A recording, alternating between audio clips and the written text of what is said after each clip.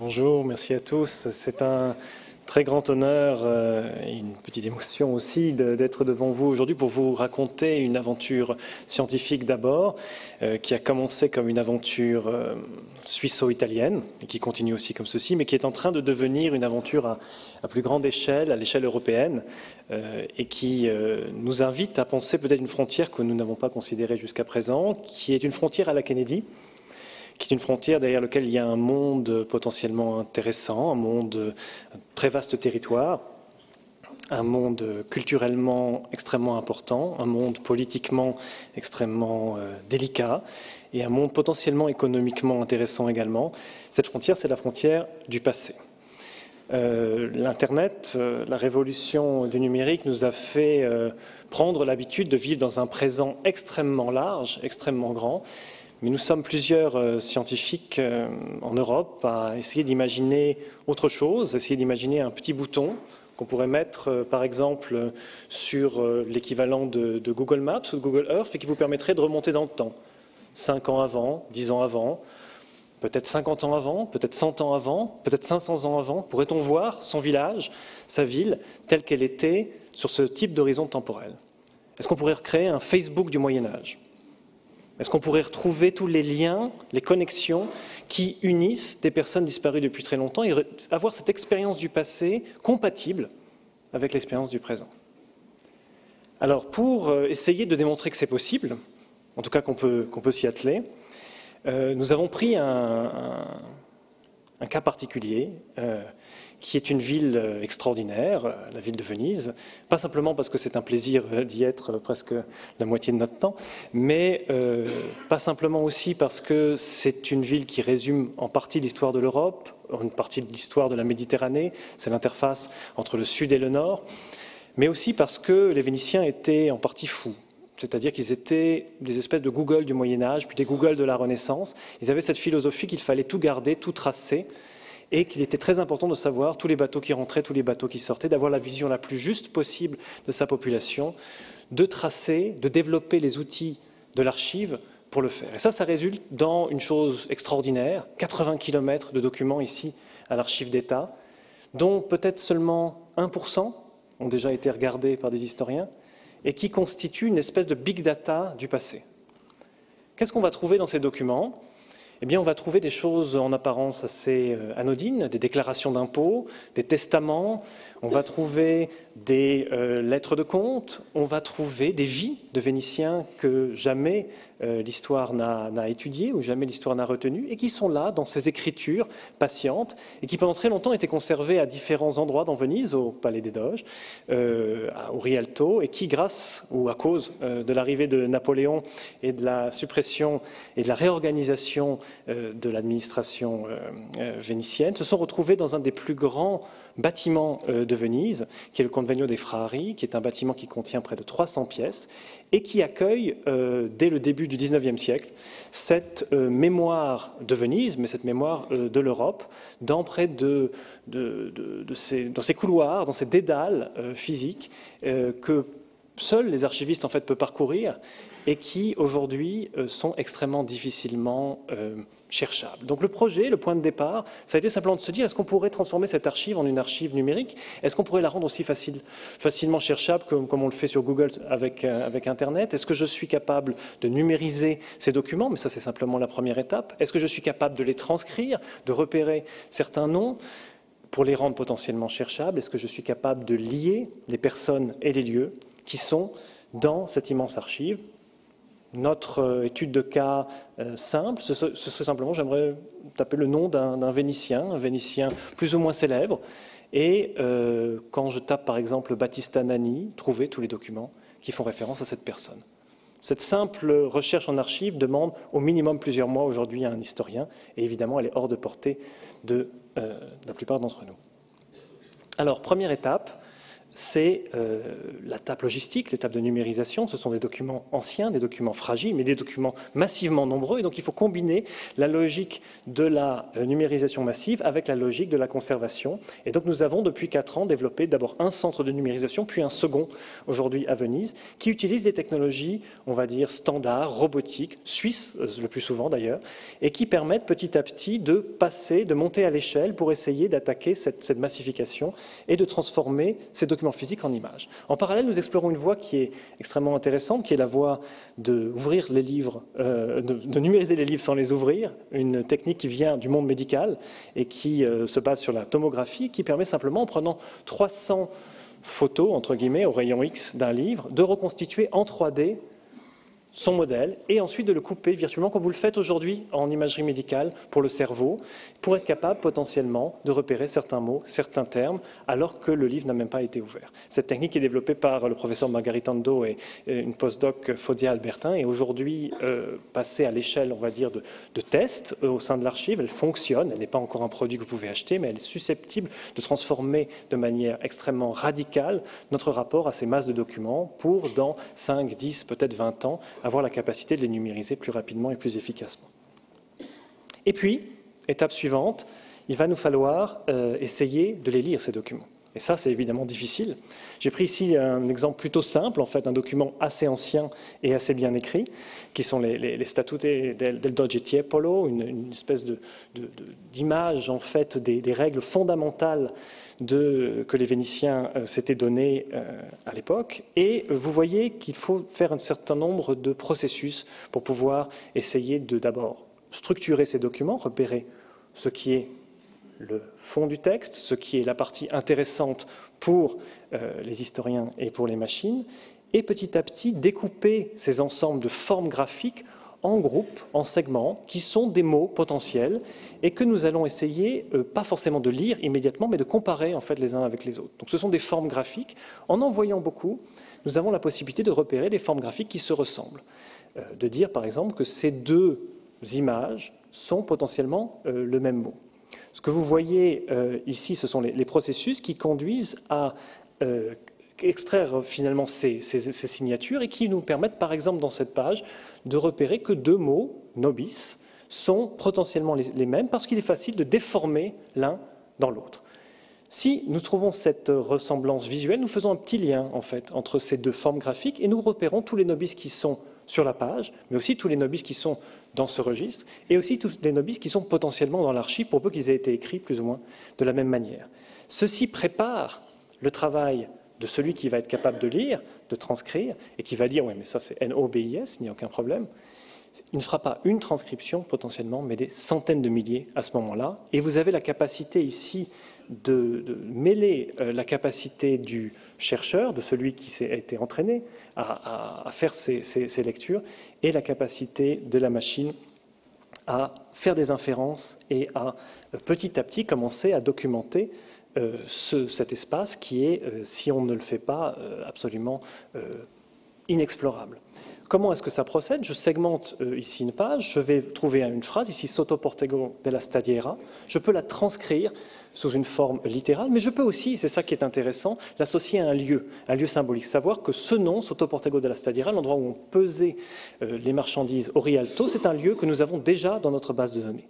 Et petit à petit, passer à une étape supérieure, finalement, être capable de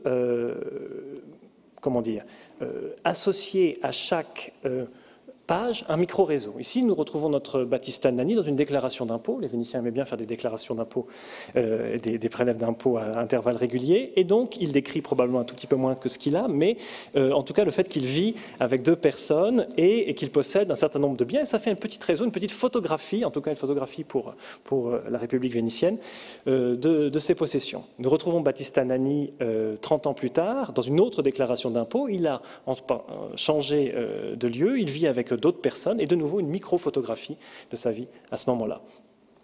Battista Nani a la chance d'être un noble, on va retrouver toute sa généalogie dans le Libro d'Oro, et ça nous donne toute une série de liens. Et puis c'est aussi l'ambassadeur de Venise à Paris, et il écrit régulièrement à la Sérénissime des lettres, tous les mois à peu près. Nous avons à chacune de ces lettres un micro-réseau. Donc ça, c'est un peu le réseau social, vous voyez, de Battista Nani. Et bien évidemment, on fait ça avec l'ensemble des nœuds que nous avons rencontrés dans ces pérégrinations et l'ensemble des personnes qui sont liées à ce point, finalement, dans ce grand réseau, pour petit à petit avoir une constellation de liens qui reproduit l'état de la population vénitienne. Alors, nous avons développé des outils pour le voir en temps réel. C'est au fur et à mesure que les documents sont numérisés, analysés, et au fur et à mesure que je les présente ici, nous avons ici un outil qui vous montre la reconstitution de la population vénitienne et qui a cette double fonction d'être à la fois un objet qu'on peut regarder dans sa connectivité, dans la masse, mais aussi sur lequel on peut cliquer, parce que tous ces Vénitiens, absolument non étudiés, sont des individus qui ont chacun des bouts de vie, et ces bouts de vie ont été interceptés par ces documents du passé qui sont conservés. Alors, ce grand nuage, vous voyez, ce grand Facebook du passé, il faut encore faire quelque chose avant de pouvoir tout à fait pouvoir parler d'une machine à remonter dans le temps, il faut l'incarner dans l'espace et dans le temps. Et donc ça, de nouveau, c'est une chance que nous avons à Venise, c'est un très grand nombre en fait, de cartes qui vont nous permettre de reconstruire hypothétiquement, mais selon une méthodologie qui est maintenant extrêmement documentée et à partir de données qui sont toutes, on va dire, discutables, des quartiers de Venise. Ici, vous avez une carte de 1500 qui, entre autres, a servi de base à une reproduction en 3 dimensions du quartier de Rialto, ce cœur économique de Venise, mais aussi en fait, de toute l'Europe, et qui ne nous permet pas simplement de faire un petit film sympathique, mais de placer toutes les informations que vous avez vues, ce grand graphe, dans l'espace. C'est-à-dire que nous pouvons savoir que telle boutique était précisément à un certain endroit sur la place de San Giacometto, et nous pouvions savoir qui était le propriétaire et qui était le locataire. Nous pouvons, au fur et à mesure que nous allons passer le pont qui était en bois en fait à l'époque, et au fur et à mesure que nous allons vers ce fondaco des Tedeschi, ce grand bâtiment que vous voyez derrière et qui était l'endroit où tous les marchands du Nord, les marchands allemands, mais même au-delà, se réunissaient et qui a été un des prototypes finalement des bourses futures, à la fois architecturalement, mais aussi dans cette notion d'échange. Eh bien, ce fondaco des Tedeschi, nous savons qui louait quelle chambre à quel moment et qui étaient les voisins de qui, autant de documents qui ne sont pas forcément apparents quand vous regardez les réseaux que j'ai mentionnés tout à l'heure, mais qui ont une importance capitale pour comprendre la transmission de l'information et l'innovation à l'échelle de la ville, mais à l'échelle européenne. C'est-à-dire que le moteur spatio-temporel devient un moteur de recherche. Je peux me placer à un endroit dans l'espace et le temps et demander quels sont les documents que vous avez dans la base qui représente et qui documente ce moment. Ce que nous avons fait, ça c'était le travail à peu près il y a 2 ans du projet. Entre-temps, nous avons maintenant été capables, toujours sur ce quartier du Rialto, de construire une évolution de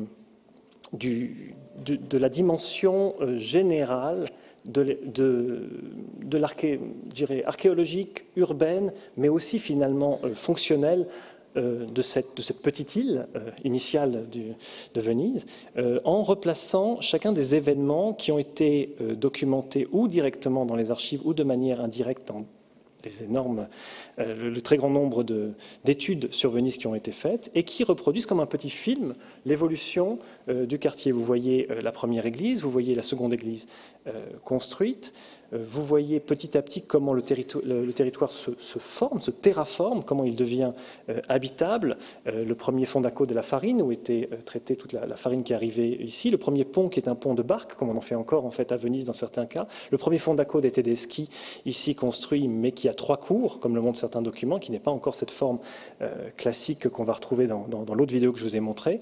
Et puis petit à petit, la transformation du pont en un pont en bois qui s'ouvre, certains canaux qui commencent à être comblés, et une accélération urbaine qui prend son temps, mais qui va s'accélérer essentiellement quand on va rentrer dans le Quattrocento, le Cinquecento, avec l'arrivée d'un épiphénomène qui est cette ce moment où on a l'impression que le monde converge en un seul point. Et donc ça, on le voit visuellement par cette accélération économique et aussi par deux incendies, l'incendie du Fondaco des Tedeschi et puis l'incendie globalement de l'ensemble du quartier qui, quelque part, pour nous, est aussi une chance parce que les Vénitiens ont voulu le reconstruire exactement à l'identique et donc ont énormément documenté déjà à l'époque sa structure.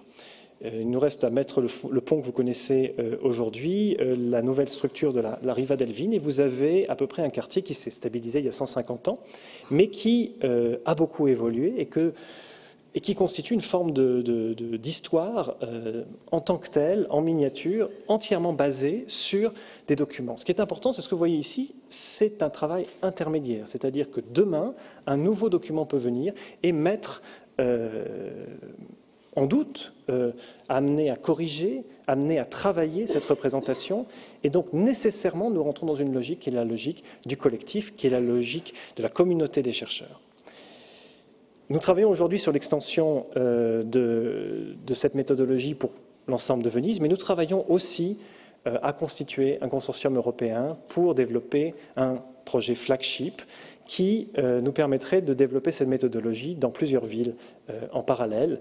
L'enjeu central, disons, de ce premier projet que nous avons débuté il y a 4 ans, c'est de constituer un patrimoine technologique, entre autres. C'est-à-dire que toutes les méthodologies, tous les systèmes qui sont utilisés sont aujourd'hui basés sur l'idée de l'open source, de l'open data et de l'open hardware. De manière à ce que si demain, une ville comme Amsterdam ou une ville comme Varsovie veulent aller dans les mêmes voies que la Venice Time Machine, ils puissent exactement repartir de où nous en sommes, améliorer, contribuer, et que tous ensemble, nous essayons d'avoir ce rêve finalement qui est de donner une dimension supérieure à l'Internet, de lui donner une profondeur, de lui rajouter le temps et d'avoir, qui sait, peut-être d'ici 10 ou 15 ou 20 ans, une machine à monter le temps globale. Je vous remercie.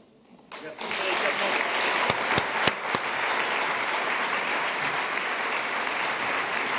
Je vous avais dit que cet homme était fou.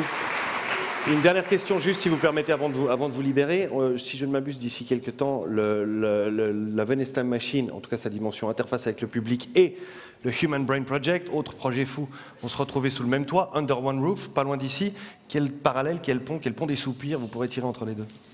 Donc oui, dès l'automne prochain, avec l'ouverture de ce nouveau pavillon Under One Roof, dont vous avez peut-être pu voir la construction, eh bien l'espace Data Square montrera en parallèle les deux projets, le Blue Brain que vous avez pu suivre et dans la présentation précédente, et la Venice Time Machine.